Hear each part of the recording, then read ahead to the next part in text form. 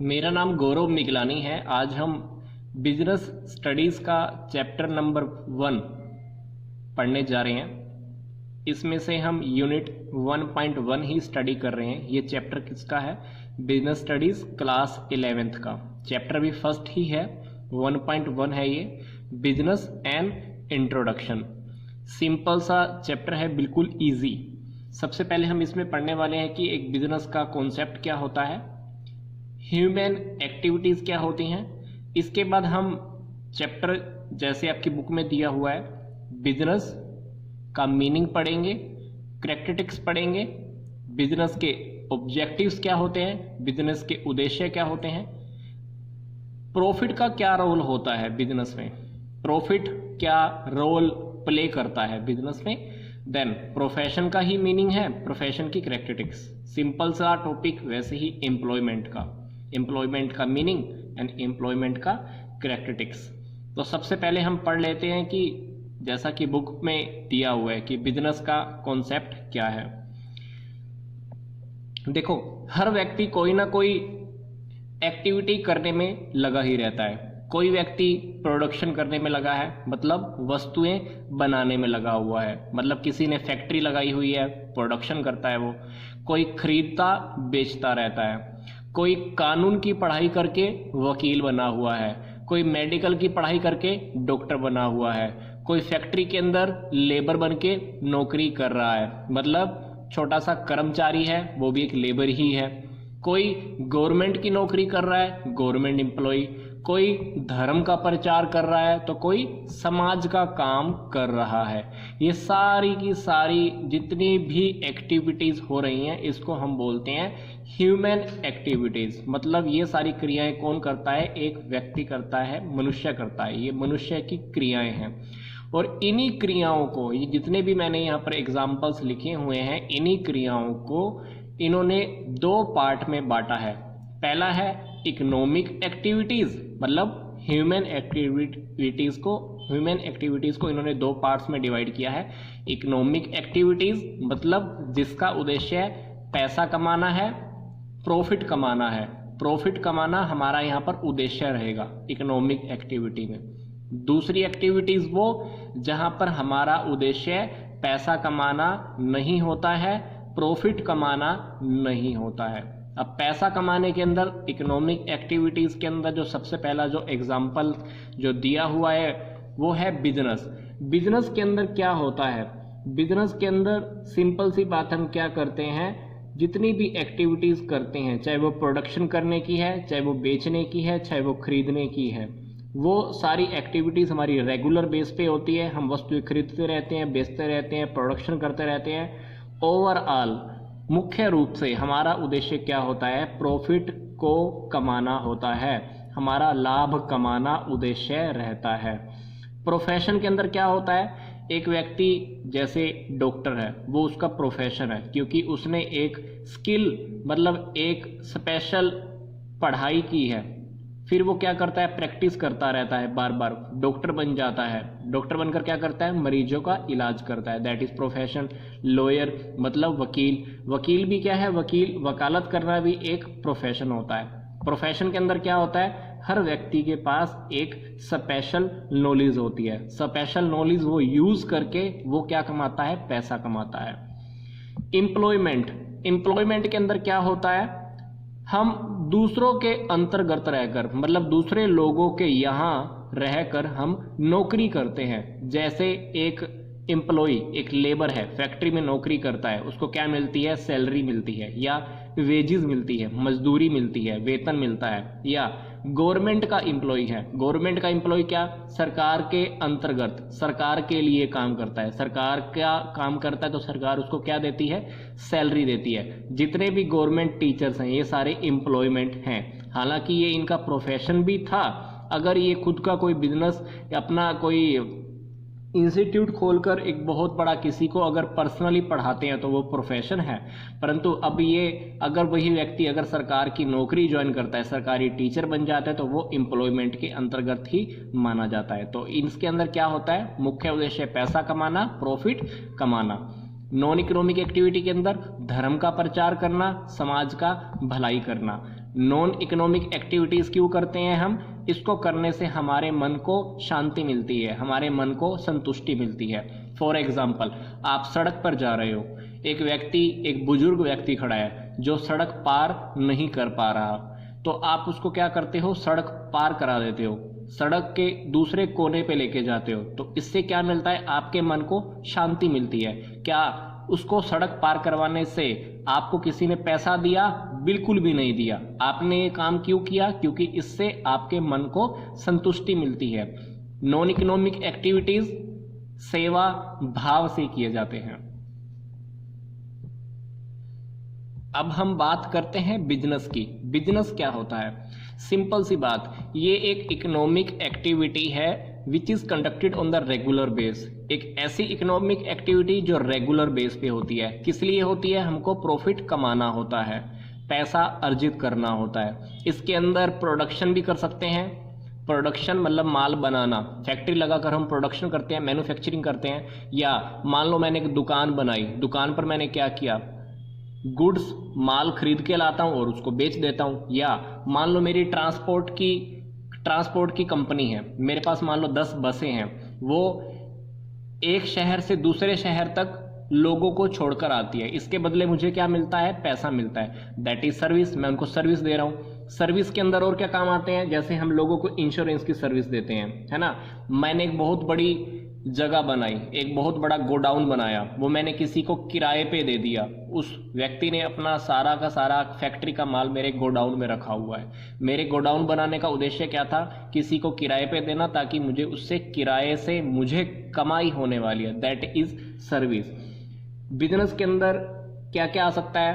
Production करना आ सकता है, फैक्ट्री लगाकर प्रोडक्शन करना, मैन्युफैक्चरिंग करना, या मैंने माल खरीदा बेचा, ये भी मेरा बिजनेस है। मैं किसी को, मान लो मेरी इंश्योरेंस की कंपनी है, मैं लोगों को इंश्योरेंस कर कर कर कर कर कर उनको फ़ायदा पहुंचाता हूँ, मेरा ये भी एक बिजनेस हुआ।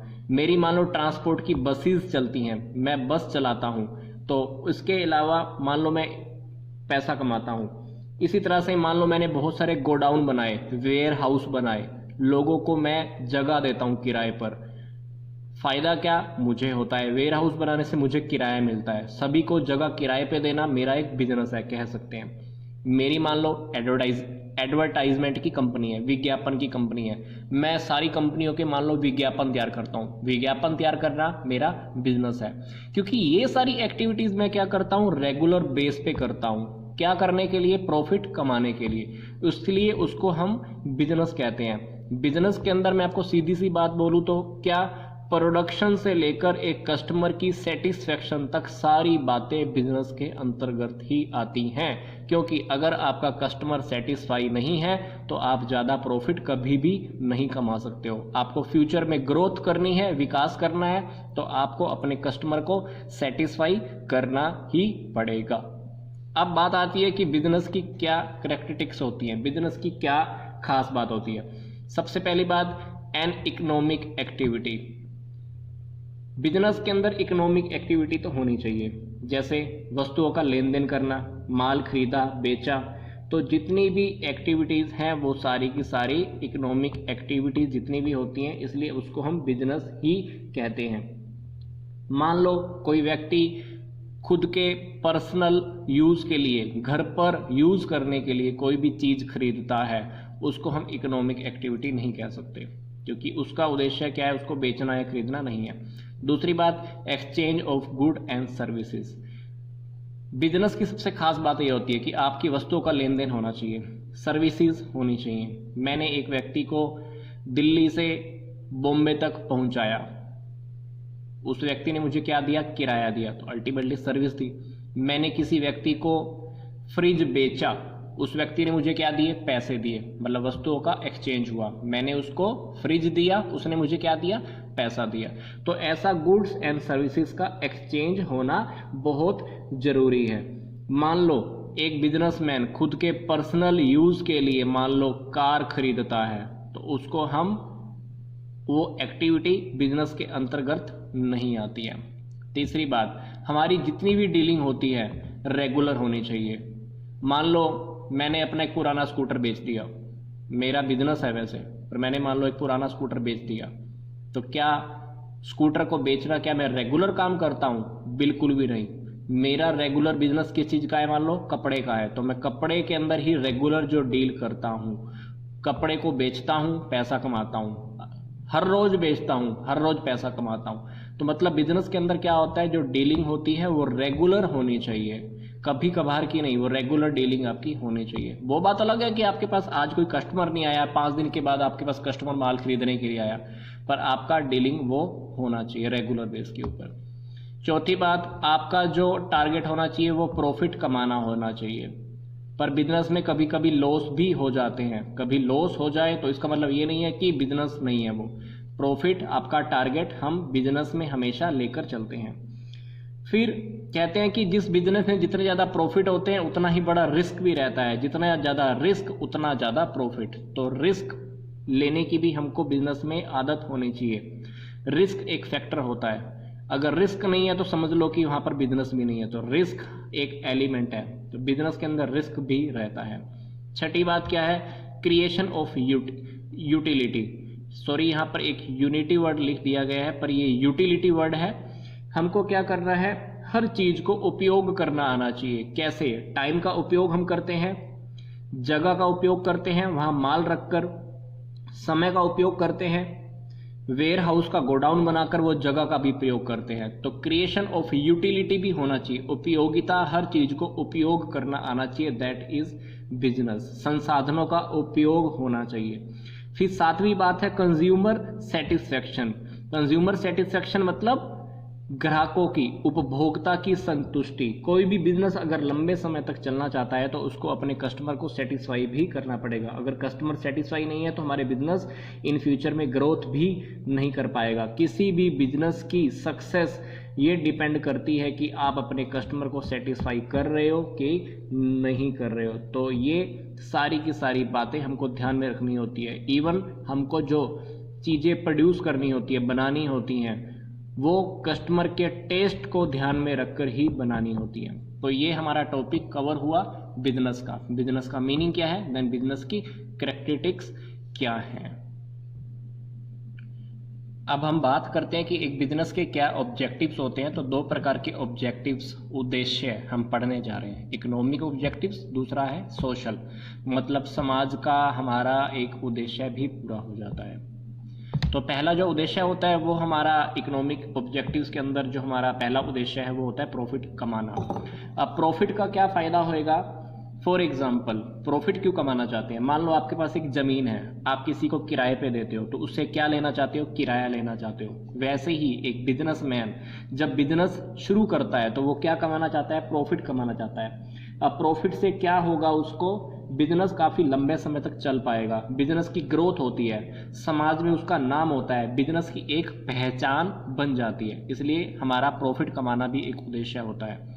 फिर दूसरा जो उद्देश्य होता है वो होता है क्रिएशन ऑफ कस्टमर्स।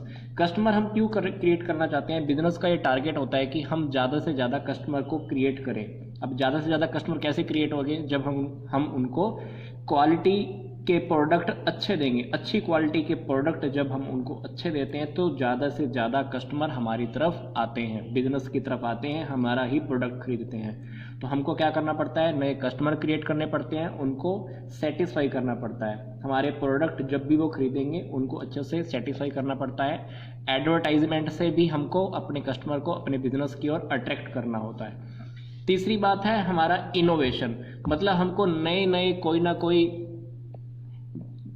डेवलपमेंट करती रहनी होती है। अब हमारे बिजनेस के अंदर क्या होता है कि हमको पता है कि हमारा जो कस्टमर है वो लगातार क्या होता जा रहा है? सावधान होता जा रहा है। उसको पता है अभी क्या खरीदना और क्या नहीं खरीदना है। तो हमको पुरानी टेक्निक्स नहीं लगानी होती है, नई नई टेक्निक्स भी लगानी होती है। कुछ अच्छा बनाना होता है, सोसाइटी के अकॉर्डिंग चलना होता है। समाज में अगर फैशन बदल गया है तो नए फैशन के अकॉर्डिंग नई चीज़ें बनानी पड़ती हैं। तो इसमें नई टेक्निक लगाने से क्या होगा? नई वस्तुएं बनेंगी। फ़ायदा क्या होगा? पुराने कस्टमर हमारे साथ बने रहते हैं। दूसरा फ़ायदा क्या होगा? नए कस्टमर भी हमारी नई टेक्निक को देखकर, हमारे नए प्रोडक्ट्स को देखकर हमारी कंपनी की तरफ अट्रैक्ट होते हैं। हमारा बिजनेस में जो भी हमारे जो प्रोडक्ट होते हैं वो प्रोडक्ट भी वो लोग खरीदते हैं। तो इसलिए इनोवेशन करना, नए नए आविष्कार करना, नई नई रिसर्च करना, मार्केटिंग के फंडे अपनाना, मार्केटिंग के रिसर्च करना, अच्छी अच्छी फैसिलिटी कस्टमर को देना, ये सब बहुत ज़रूरी होता है। ये हुआ हमारा इकोनॉमिक ऑब्जेक्टिव, प्रॉफिट कमाना, कस्टमर क्रिएट करना, इनोवेशंस करना। फिर है सोशल ऑब्जेक्टिव। पहला जो ऑब्जेक्टिव होता है हमको क्या करना होता है, वो हमको होता है कि हाई क्वालिटी की गुड्स हमको देनी होती है। बिजनेस को अगर लंबे समय तक चलना है तो क्या करना पड़ेगा, उसको अच्छी क्वालिटी की चीज़ें देनी पड़ती है, परंतु रेट ऐसा रखना पड़ता है जो कम से कम हो और किसी भी कस्टमर को ज़्यादा ना लगे। पता चले कि किसी कंपनी का प्रोडक्ट तो 1000 रुपये में मिल रहा है और वही प्रोडक्ट हम 1500 रुपये में बेच रहे हैं, तो कोई भी कस्टमर ऐसा प्रोडक्ट नहीं खरीदना चाहेगा। क्वालिटी का भी हमको ध्यान रखना होता है। फिर दूसरी बात, हमको सोसाइटी की डेवलपमेंट के लिए भी कंट्रीब्यूशन देना पड़ता है। आपने देखा होगा काफ़ी सारी कंपनीज क्या करती हैं, फ्री में लाइब्रेरी बना देती हैं, डिस्पेंसरीज, हॉस्पिटल बना देती हैं, एजुकेशनल इंस्टीट्यूट बना देती हैं, फ़ायदा सोसाइटी को देती हैं। सोसाइटी में उनका नाम भी हो जाता है और बिजनेस का बिजनेस भी हो जाता है। तीसरी बात, फेयर रिटर्न्स टू इन्वेस्टर्स। हमारे बिजनेस में काफ़ी सारे लोग पैसा लगाने वाले होते हैं, तो हमारे बिजनेस का एक मोटिव ये भी होता है कि सोसाइटी से हमने क्या लिया, बहुत सारा चीज़ हमने लिया, सोसाइटी की हमने जगह यूज़ करी, है ना, सोसाइटी का हमने पैसा यूज़ किया। सोसाइटी को अगर हम पोल्यूशन करेंगे, उनको हम अच्छी फैसिलिटी वापस प्रोवाइड नहीं करेंगे, उनका पैसा रिटर्न नहीं करेंगे, उनको प्रॉफिट कमा कर नहीं करेंगे, तो वो सोसाइटी हमारे बिजनेस को भी नहीं स्वीकार करती और हमारे प्रोडक्ट को भी कभी वो एक्सेप्ट नहीं कर पाती है। तो हमको अच्छी रिटर्न इन्वेस्टर्स को देनी पड़ती है। फिर चौथी सबसे इम्पोर्टेंट बात, सोसाइटी में जितने भी लोग होते हैं वो हमेशा बिजनेस से एक एक्सपेक्टेशन लेकर चलते हैं कि हम उनको क्या देंगे, नौकरियां देंगे। और ये बिजनेस का मोटिव भी होना चाहिए। जब भी हम बिजनेस करते हैं, हम प्रॉफिट तो कमाते हैं, हमको एक समाज का एक उद्देश्य ये भी लेकर चलना चाहिए कि हमको समाज के ही लोगों को नौकरियां भी देनी चाहिए। तो ये हमारा बिजनेस का एक टॉपिक कंप्लीट हुआ। बिजनेस का पहले हमने मीनिंग पढ़ा, बिजनेस की कैरेक्टरिस्टिक्स क्या है, बिजनेस के ऑब्जेक्टिव्स क्या है। अब हम छोटा सा टॉपिक देख रहे हैं कि प्रॉफिट का बिजनेस में क्या रोल होता है। हालांकि हम प्रॉफिट की बात अभी हमने की है, पर हम फिर से देख लेते हैं कि अगर प्रॉफिट होता है तो प्रॉफिट क्या रोल प्ले बिजनेस में करेगा। अल्टीमेटली अगर प्रॉफिट होएगा तो हम लंबे समय तक बिजनेस चला पाएंगे। लंबे समय तक क्या करेंगे, फिर लंबे समय तक अगर बिजनेस चलता है तो उसका मतलब क्या होता है कि बिजनेस की ग्रोथ होती है, नई नई मशीनें खरीद पाएंगे, नए नए इनोवेशन हो पाएंगे, नए नए प्रोडक्ट बना पाएंगे, तो हमारी बहुत तेजी गति से हमारा विकास होता है। फॉर इंक्रीजिंग एफिशिएंसी, हमारा प्रॉफिट होता है तो क्या होता है, प्रॉफिट होने से हमारे पास पैसा आएगा, पैसा आने से क्या होगा, हम अपने एम्प्लॉयज़ को, जितने भी लोग हमारी कंपनी में काम करने वाले होते हैं, बिजनेस में काम करने वाले होते हैं, हम उनको ट्रेनिंग देते हैं। ट्रेनिंग देने से उनकी क्या होगी, एफिशिएंसी, काम करने की टेक्निक बढ़ती है, कार्यकुशलता बढ़ती है, काम करने का तरीका बढ़ेगा। हम उनको ट्रेनिंग देंगे, वो नई नई तरीके लगा के काम करने वाले हैं, तो उससे हमारा बहुत सारा काम बहुत जल्दी से होना शुरू हो जाएगा।